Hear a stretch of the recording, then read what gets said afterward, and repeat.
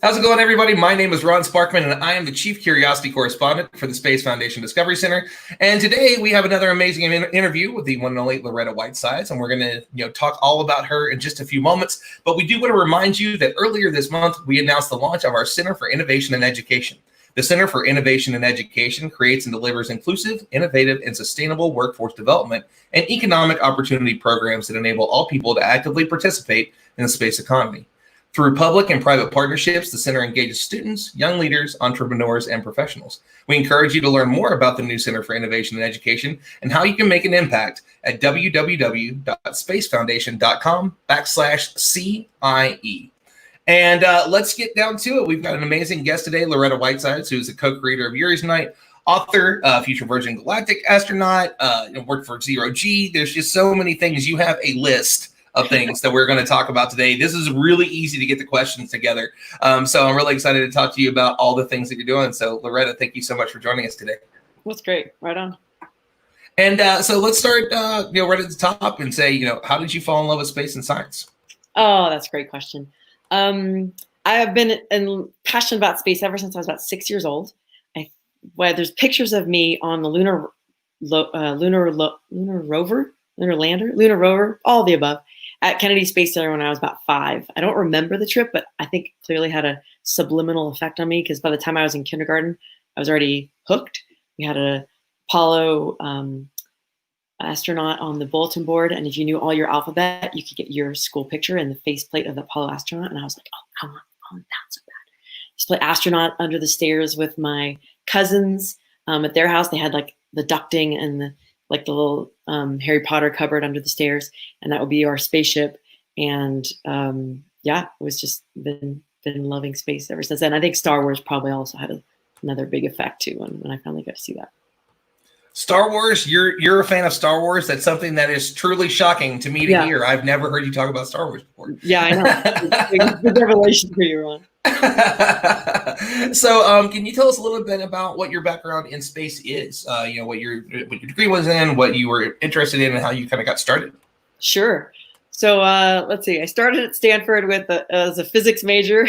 I did not last long in that world. Ended up switching over eventually to biology and became an astrobiologist. I was really interested in how do we create self-sustaining life off planet. So how do we grow our own food, recycle our air and water? And I really was interested in human spaceflight. I didn't want to work on satellites or weapon systems. And so I thought biology was a good path for me. So let's get a little bit into your career. You've worked with so many amazing companies. One of them is Xprize, and for a lot of people that don't know Xprize, let's talk a little bit about that and how you were involved. So I met Peter Diamandis when I was at the International Space University in 2002. We were in Santiago, Chile. So it was during June, July, and August, but it turned out to be a winter session since we were in the Southern Hemisphere, which was fun. And when I met Peter, he was telling me about some of the stuff he was working on. We connected, and I was at Caltech at the time doing some graduate work, and he became sort of a mentor of mine. And he was working on Blastoff at the time, which was a dot-com bubble company, and ended up coming, getting more involved in the Xprize stuff and the Zero G stuff here in Los Angeles. And since I was working with Peter a lot at that time, or, around Peter a lot at that time, it was pretty easy to get involved, signed on and working for both Xprize and Zero G Corporation around that time, about 2004. And so Zero G, you were the flight director for them. So let's talk a little bit about that and, what you got to do. So for people that don't know what Zero G is, let's fill in a little bit on what that program is if they maybe want to go take one of those parabolic flights one day. Sure. Yeah. So we have a 727 aircraft, and it takes off normally when we fly up to about 35,000 feet, and we do a parabolic flight, which is sort of like a roller coaster going up and over. And it's about 35,000 feet to about 24,000 feet. And we'll do about 15 parabolas during the flight. We'll take breaks in between. So it's try to keep it as gentle as possible and user-friendly as possible. The the NASA flights that they do for research are more intense because they do 40 parabolas, and they typically do 20 back to back, and then they turn the plane around and they do 20 back to back on the way back to landing.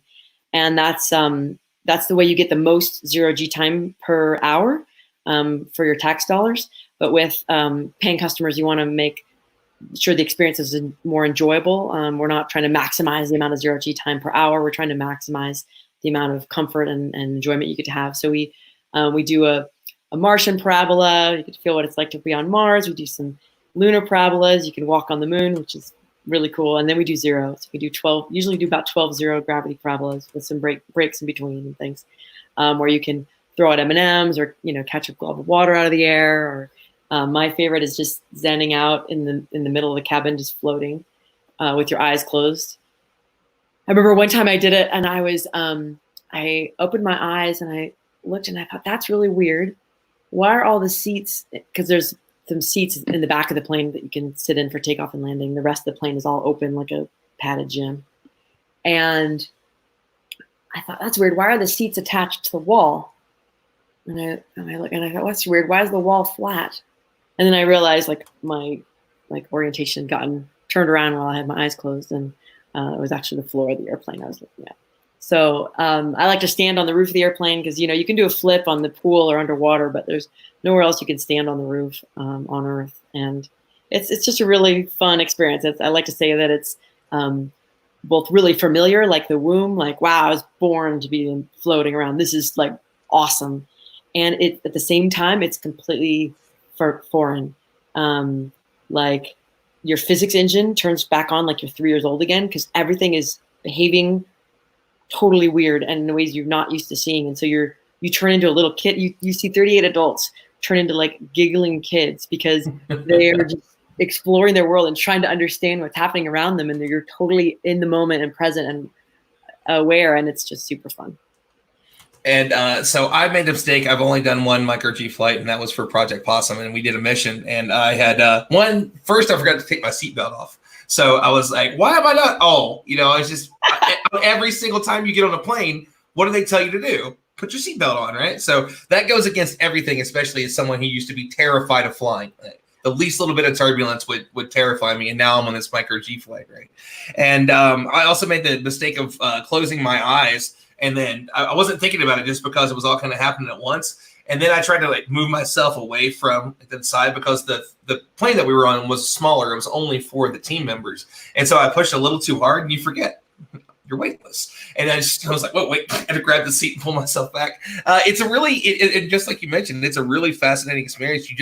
You think that you know how it's going to be until you're up there. And I know you did, a lot of them. About total, how many flights did you end up doing? I've done 80 zero-G flights or thereabouts. So it's about, if you total it all up, it's about 4 or 5 hours of weightlessness. And so was it something you ever really got used to, or was it just? Oh, yeah. Yeah. It's really cool. You get your sea legs. All the flight crews, we were like sailors on a ship. We knew how to move around the plane. I could Superman from one end of the plane to the other, and I could do a hockey stop when I got there to take care of a passenger or something if they needed anything.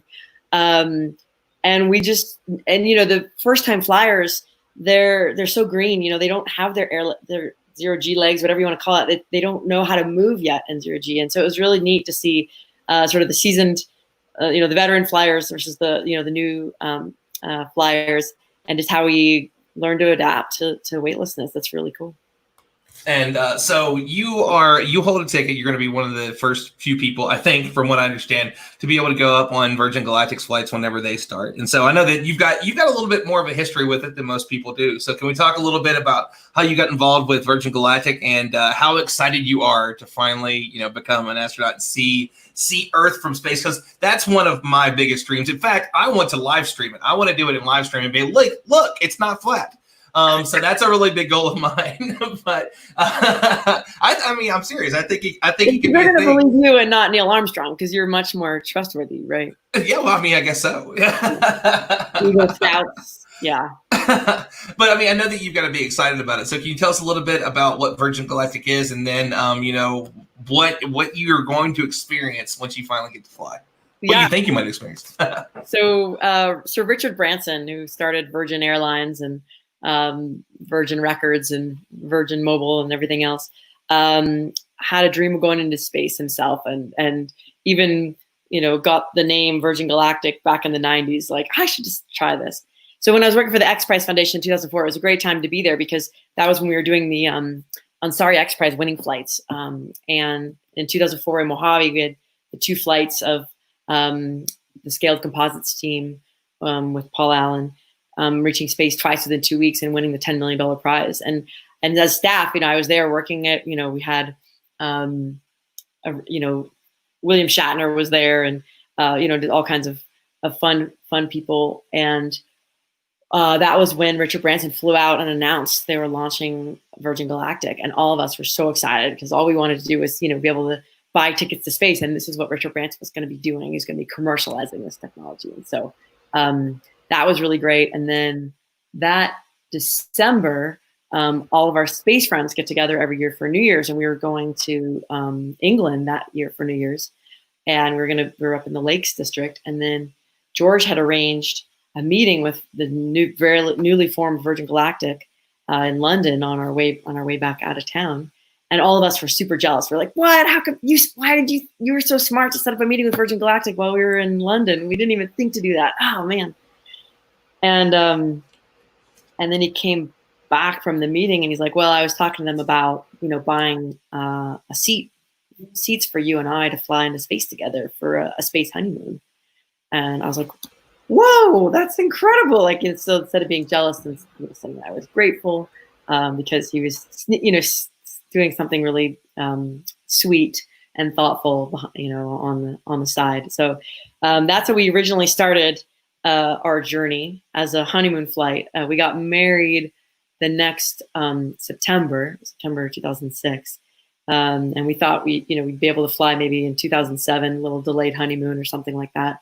And so it's been a little longer than that, but we're still super excited to fly. You get to take off from a runway. You fly up to about 50,000 feet. It'll drop Spaceship. We call it Spaceship 2, Spaceship 2 Unity. It was christened by Sir Stephen Hawking. Then the rocket motor will kick on, be lit, and you take off for about a minute and start your climb out into space. We'll go about twice as high as Felix Baumgartner went. So if you ever saw the Stratos Red Bull, you know, jump from the edge of space, you know, in Felix's capsule, you could already see the curvature of the Earth and the blackness of space. And we'll be going about twice as high as that on our flights. And you know, get to unstrap. So we've got a lot of experience in weightlessness, but in about 30-second chunks, 20 to 30 seconds at a time. And this time I'll be able to unbuckle from the seat, float up to the big windows, look down on the Earth, see the blackness of space, and float weightless for, you know, 3 to 4 minutes. And you know, sometimes people say, well, 3 to 4 minutes doesn't sound like very long. You know, it's kind of a short time. And I always say, well, just hold your breath for 3 or 4 minutes and let me know, you know, if it seems like a long time or not. So super excited for that. I think it's going to be great. We've been a part of the astronaut community, the Virgin Galactic astronaut community, for the last 15 years. And that's been an incredible journey as well. They're an extraordinary group of people from 68 countries around the world. And it's a lot of fun to be with them and have a shared love of space. And, you know, some of them I see more often than I see my family in Miami. So it's been a neat community to be a part of. I'm really grateful for that. And I'm excited to see the difference we can bring to our planet when, you know, now that we've doubled the number of people who've seen the Earth from space, you know, from 550-ish, you know, to, you know, 1,200, you know, we've already sold 600 seats on Virgin Galactic. So it's really an exciting opportunity to have these people, these space ambassadors, going back, you know, speaking about their experience firsthand in their own language, you know, to the different communities, people that have ever met an astronaut before, and share the overview effect and that idea that, that, you know, that you can't see borders from space, and that there's more that unites us than divides us, and that if we want to take care of our spaceship Earth, we all have to work together. And that, I mean, that really brings up a great point for me too, is that I think that's the next huge shift. You know, the more people that we get into space, the more people that's just going to change how everybody sees everything. I think that's almost that's like that Star Trek moment, you know, that first contact moment that we see. You know, having something like that is going to be truly incredible, and I can't wait to start hearing everybody's stories and hopefully get to be one of them as well. So let's talk a little bit about what you do with Yuri's Night. And so, yes, it is. Yuri's Night is incredible. I got to go to the first, the one that's in Los Angeles last year, and we do one at Space Foundation every year for the Space Symposium. As well, last year we had, I think it was 3 of the current Virgin Galactic astronauts had come out, as well as George was there, you know, because we had the big party and showed the videos and stuff, and Richard, you know, getting super excited and emotional over seeing the flight. But Yuri's Night is an incredible event, and it's on such a different scale in LA to be able to, kind of fist pump underneath the shuttle with Bill Nye is an experience that not many people can say that they have had unless they've gone to Yuri's Night. So tell us a little bit about its creation and what it is if people don't know what it is. Absolutely. I love Yuri's Night. So it's something it's an idea that started back in the 90s. When I first got to NASA Johnson Space Center out of college, they had April 12th as the anniversary of the first space shuttle launch on all the NASA calendars around the center. And I thought, oh my God, that's amazing. The anniversary of the space shuttle is on my birthday. How did I get to be this age and not know that? That's really cool. And then it's about the time that the wall was coming down in the Soviet Union and Germany. And there were artifacts from a Soviet space program that were going to be traveling to the United States for the first time. And I've always been really interested in the Russian space program, but something behind the Iron Curtain that we hadn't really been exposed to as kids very much. We didn't know much about it. And so I was super excited to see these things and being a space kid. And so I went to this exhibition, and it was called First in Space. And there was this giant mural, and it had a big picture of Yuri Gagarin. It said First in Space, and it said April 12th, 1961. And I was stunned. I didn't realize this. And what that meant is that the first human in space took off on April 12th, 1961 from the Soviet Union. And the first space shuttle took off April 12th, 1981, 20 years later to the day in the United States. And I'd always been really passionate about using the power of space to bring the world together. And the fact that the former space rivals shared a space anniversary seemed so poetic and so beautiful that we had to celebrate it. And so we were coming up on 2001, which is obviously a super spacey year that needed a space party. And it was going to be April 12th, 2001 was going to be the 40th anniversary of the first human going into space, and the 20th anniversary of the first space shuttle launch. And so we decided to launch Yuri's Night and encourage people around the world to celebrate this, just sort of, grassroots, however they want, kind of like St. Patrick's Day, and get it to be like a new space holiday. And so it's been an incredible journey since then. We were at the United Nations, and we launched this to all the youth delegates at the Space Generation Forum from 160 countries. And luckily, this was at the beginning of the internet, and so we all had email, and it was like we were the first generation that could really connect across countries like that with all this technology that was enabling us to do these calls and emails and coordinate things internationally that in generations before you'd have to be a lot further along in your career to be able to have those kinds of connections. And so we were really excited to be able to, pioneer all these new opportunities and do something that we hope will be celebrated 10,000 years into the future. And it is one amazing party. So last year it was like Bill Nye and Story Musgrave, and so just the way it starts, I love the evolution of the evening because it's almost like that meditation point at the part where the music's a little bit more mellow, and by the time it's midnight, it's full on, like it's a rave, and it's the coolest thing ever. And there's just such great mixtures of it. There's people outside with telescopes. Obviously, I mean, you're underneath a space shuttle, and if you've never seen a space shuttle, please go do that. A lot of people may not realize the scale of it, and this is one of the roomier places to have a space shuttle too. Like there's plenty of room for you to really get underneath it and really truly experience it. And it is it's an amazing event. So we thank you to the team for putting that together, because every single time I've been able to go to the one either here at Space Foundation that we do, or the ones in LA. I was really excited to come out there this year for this one, but things changed, but you guys went virtual this year, which was really interesting. I know that you worked with Twan, I think Subtractive, and a few other groups, and it ended up being a really, really special online event. Honestly, one of the better produced events for like space so far through all of this. And I know that had to change up things a little bit. So, I mean, was that really a challenge, or were you like, nah, we were already thinking about this? No, I mean, we pivoted fast and hard. March 12th was about when California shut down, and we had to make a decision of what to do. And, in LA, like you were saying, Ron, it's a really fun event. We always have an astronaut speak at the beginning of the evening and share firsthand their experience. And then we clear the chairs, bring the lights down and put up the rave music, and people dressed in all kinds of costumes, and we have all kinds of exhibits and experiences and art, and it's really fun and engaging.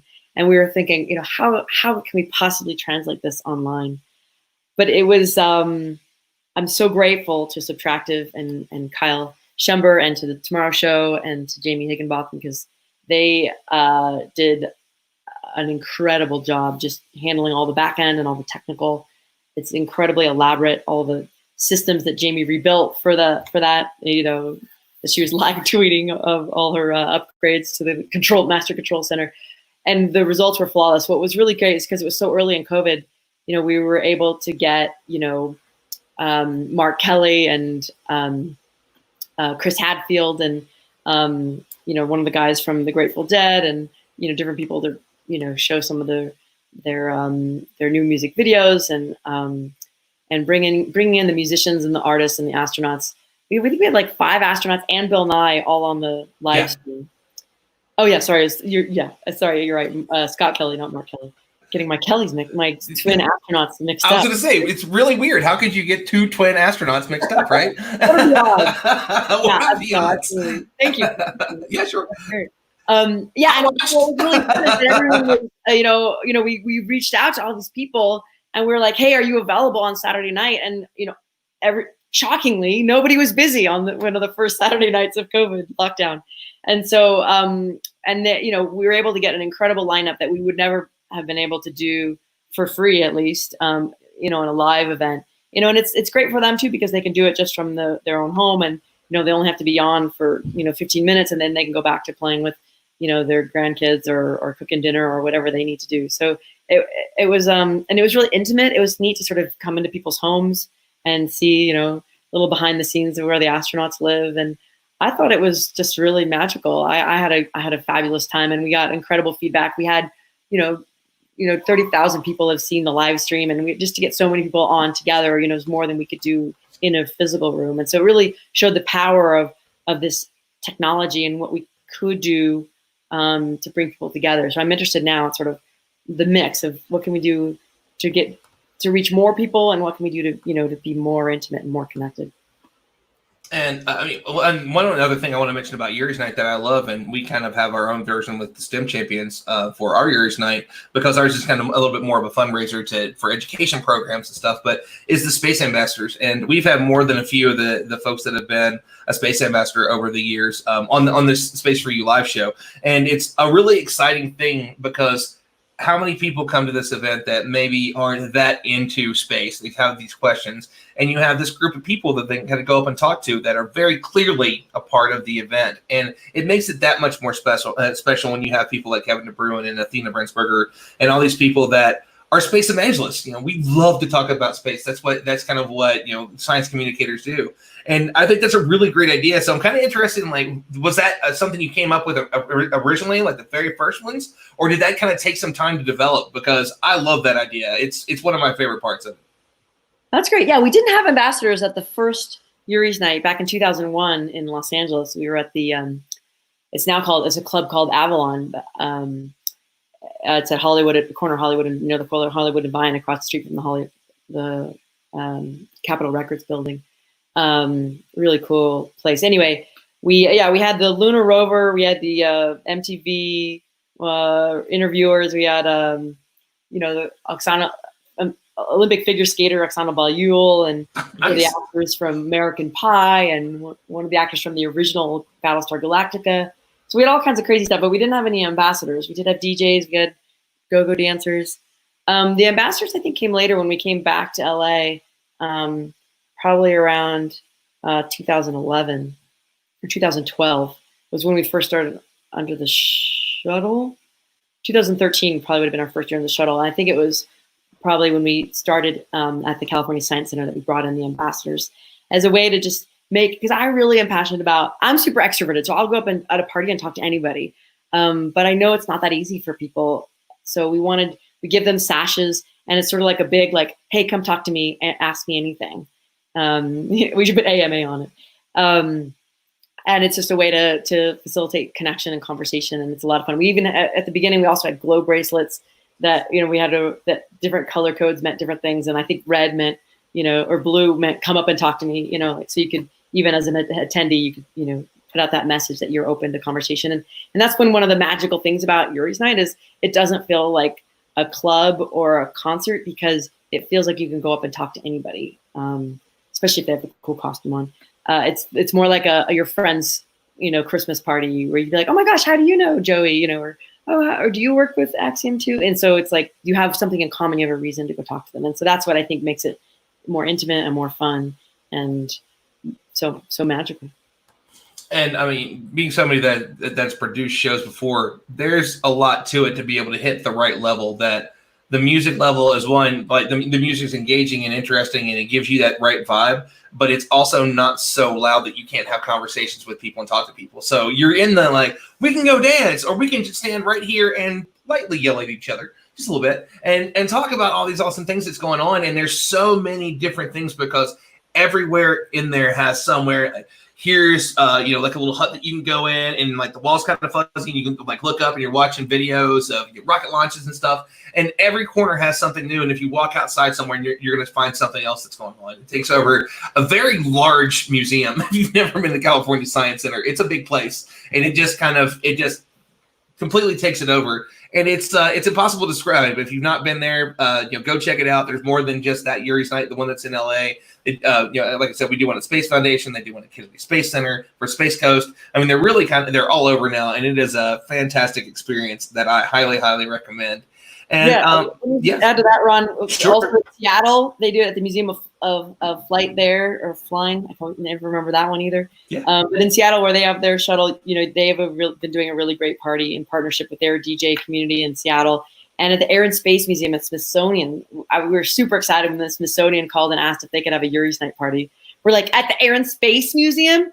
Yes. So that's been going really well. And so we're super excited. So yeah, Florida, LA, Seattle, DC. We're working on getting a New York party together, because they've got a shuttle on the Intrepid as well. So hoping if you're in New York, maybe you can help us get that going.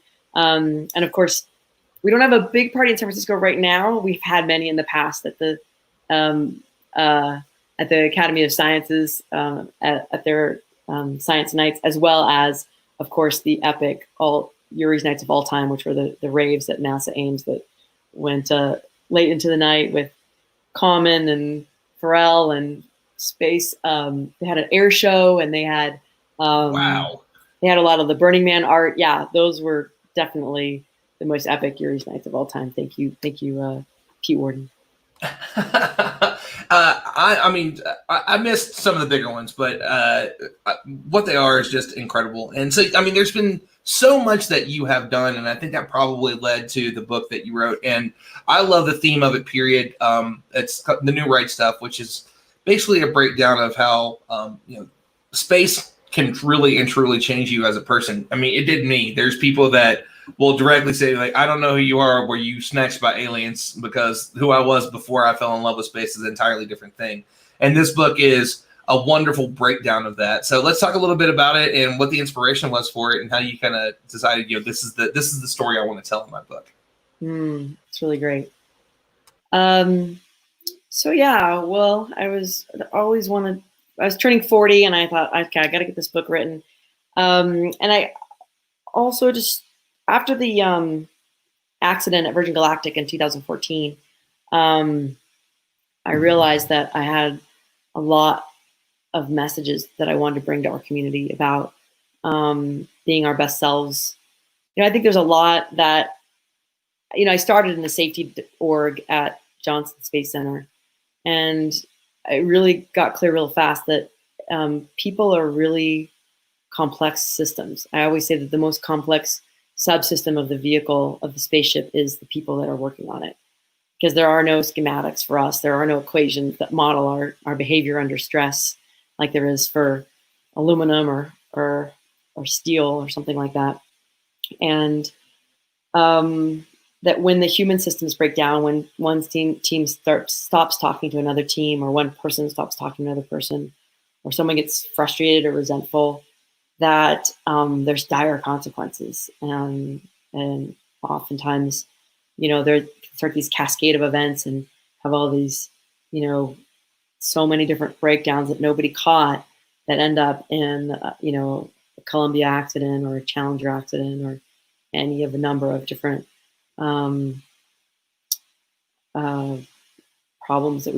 accidents we've had and incidents we've had in our industry. And and I always knew when I got into space that that it was dangerous and that I was going to see my friends die, the same way as if you're, a NASCAR driver or a mountain climber, that that's just the life you chose, and that's, you're going to see your colleagues die in doing what they love and what they're passionate about. And so I wrote this book, and I really wanted to help give every tool I've had the privilege of getting from when I was at summer camp to, transformational courses to coaching and books I've read and just mentors I've had, and just pass on everything I possibly could to inspire all of us who are called and driven and so moved by space to do what it takes for us to be our best so we can fulfill our dreams and do it not only as safely as possible, but in a way that leaves us empowered and fulfilled and knowing that and proud of who we are. So I like to say, well, I don't want us to be the same jerks that we are on Mars. We are here. I'm not devoting my whole life to that, to just having, Mars declare war on Earth. That's not what this game's about for me.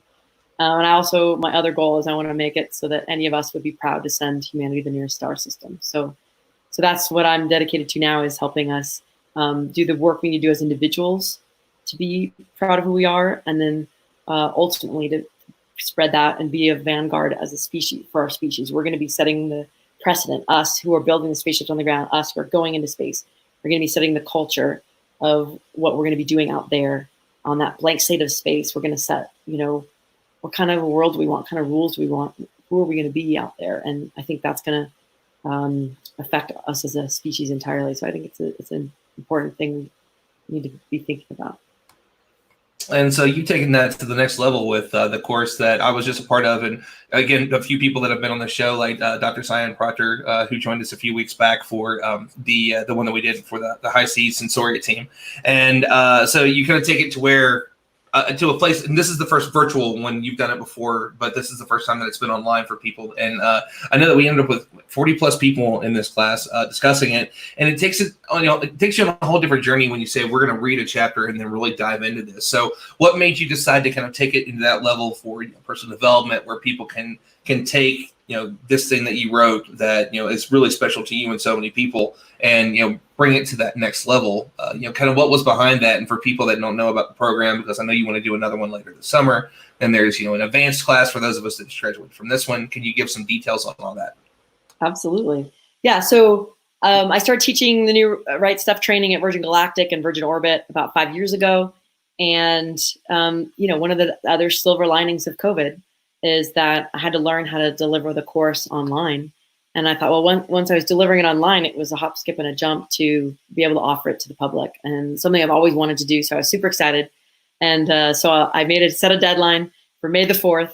And obviously on May the 4th, we're going to launch Space Kind Training. And it was really fun to have a group of people from around the space industry, because that's always been my dream, is to sort of create this, pan-industry Jedi Council of these people who are thinking about the bigger interests of humanity and working from all parts of the industry, coming together to explore these issues and train them to be their best selves. And so it was really great to have Ron in our inaugural class, and we really just had a ball together for 8 weeks, challenging and pushing ourselves to be vulnerable, to be authentic, to take risks, to clean up relationships in our lives that weren't working as well as we wanted to, and clean up things in our lives that were out of integrity, and take on asking for things that we really were important to us and that we were dreaming about, and really giving ourselves the permission to dream big and to swing out and to go for our big dreams. And so we all had a blast, and so decided to do it again and keep growing and expanding Space Kind, our Space Kind community. And we'll be doing the next course on, we're launching Monday, August 24th. We start at 5 p.m. Pacific time. And if you wanted to join us in this next round of training, it's you can just go to spacekind.org. And really, you're going to meet people from all over the world. From I think that we had we had people from all over the U.S., but Australian, Moroccan. I mean, really people from everywhere. And it's been it was a really incredible experience. And outside of the program, it's the connections that you make with people. The class ended this week, and everybody is still messaging each other like 15 times a day. So it's definitely a group of people that you're going to be really excited to know and connect with as well. So outside of that, public speaking is a very big thing for you. I know you've done, if I'm correct, more than one TEDx talk. So what is it that made you want to become a public speaker? So obviously you're great as a leader, but to get on stage can be a totally different animal. Especially to say, I'm going to try and memorize an 18-minute talk and galvanize this audience to listen to what I want to have to say. All attention's on me. So let's talk a little bit about your TEDx experience and what made you say, this is something that I need to get on stage and share with the world. Yeah, no, TEDx is so much fun. So the first one I got to do is TEDx NASA, which was at NASA Langley in Virginia back in 2009. And it was just a blast. I had a lot of fun. I just love being on stage. I think when I was in high school, we had some inspirational speakers come to our school, and it was always the highlight for me. We have these assemblies, and we'd have somebody come in, and they were just so dynamic and so amazing, and I just wanted to be like them. And I think that the TEDx is a little bit of like trying to fulfill that part of giving back to all those people who inspired me, and be someone who could be on stage and really like galvanize and connect with and just juice up an audience. That's what I love. And so there's just so much that you do and so much that you're involved in, and I know that you're going to inspire a lot of people that are listening today. So can you give us a little bit of advice for people that maybe would have followed in your footsteps? They want to be authors or TEDx speakers or one of the 15 other things that you do, and just kind of guide them along a little bit. So this is your area of expertise. That's great. Yeah, no, definitely start with my TEDx talks. They're a lot of fun. They're 10 minutes each or something. So it's real bite-sized, and you get there's some good coaching in there. I think TEDx Pasadena Women is about, challenging you to find what you came to Earth to do. So that one's a fun one. If you go to my website, LorettaWhitesides.com, you can, there's links to all the TEDx talks and some of the other talks I've done as well. Definitely recommend reading the book. It's designed to be a workbook. It's designed to like support you in, you fulfilling what you came to Earth to do. Like that's what I'm passionate about, is empowering you to fulfill what you came to Earth to do. Because if you do that and everyone does theirs too, it'll all get done. The water will get clean, the whales will get saved, the kids will get inspired about science, the music will get written, everything is handled. So we need you to do your part play your part in the orchestra. Definitely sign up for Space Kind training. Join us for an 8-week hero's journey. We follow the sort of Star Wars model in that way through Lucas and Tom and Joseph Campbell. So that's a lot of fun. And my advice is always dream big, ask for help, and never give up. So if you can do something your professors would tell you is impossible, or adults or your fellow adults or whatever it is, ask for help. We're super good type A's of like achievement and getting it on our own, but we're not as good at being humble and saying, I need help with this. Can you help me? But that's what it takes if you want to do the impossible, and never give up. because the impossible is not going to be easy. There's going to be setbacks and disappointments, but the key is, fall down 6 times, get up 7. And the other day I was reading a quote that said, the number of people who quit, just before, if they'd known that they were just this close to success, they wouldn't have quit. So darkest hours right before dawn, don't give up, keep working for your dreams, and you'll find a way and be able to make your unique contribution to the cosmos. And I just realized what your necklace was, and I just want to say I'm jealous. I just totally noticed what it was. I'm like, I should have a Spaceship 2 on there. So for people that want to follow you, I know you mentioned the website, but you want to let them know where they can find you on social media, anywhere else that they may be able to find it. And I know the book, I got the book on Kindle, and I know that we got the recordings for the Audible version. And so that means that it's got to be coming soon as well. Yeah, I'm super excited for the launch of the New Right Stuff in Audible, thanks to Kyle Schember and Subtractive has been helping me with that. We have the 7 chapters now. We just need to do a couple last edits, and my goal is to get that up for August 24th up on Audible. So yeah, that's really exciting. You can find me on Instagram at Loretta Hidalgo Whitesides. And there at Twitter, you can see Loretta Whitesides. I had to sort of squish it because my married name is too long for Twitter. You just take all the vowels out of white and then sides. And yeah, I'd love to see you out. Follow me. Oh, and I have a YouTube channel. I forgot my YouTube channel. Ron, I was remiss, but I think it's Space Princess 412. I clearly made that handle many, many years ago, so maybe I should look into upgrading that. But there's some fun videos there too if you'd like, and probably be expanding that in the future as well. So yeah, just super excited. Get in touch with me if you want more information or want to get involved in the SpaceKind journey. Awesome. Loretta, thank you so much for coming on today and joining us on the show and talking about the million awesome things that you were up to. My pleasure. Thanks for having me, Ron. Good work. Thank you. And that is going to conclude this episode of the live edition of Space Foundation Space4U podcast. You can subscribe to this podcast and leave us a review on Podbean, Apple Podcasts, and on Google Play. Don't forget to follow us on Facebook, Twitter, Instagram, and LinkedIn, and of course our website, www.spacefoundation.org, where you can also learn about the various ways you can support the Space Foundation. And don't forget to visit www.discoverspace.org for more digital content for teachers, parents, and students. You can support the Space Foundation, a 501c3 nonprofit, by visiting www.spacefoundation.org/donate. And on all these outlets and more, it is our goal to inspire, educate, connect, and advocate for the space community, because at the Space Foundation, we will always have space for you. Thank you so much for watching, and we will see you all next week on our next episode.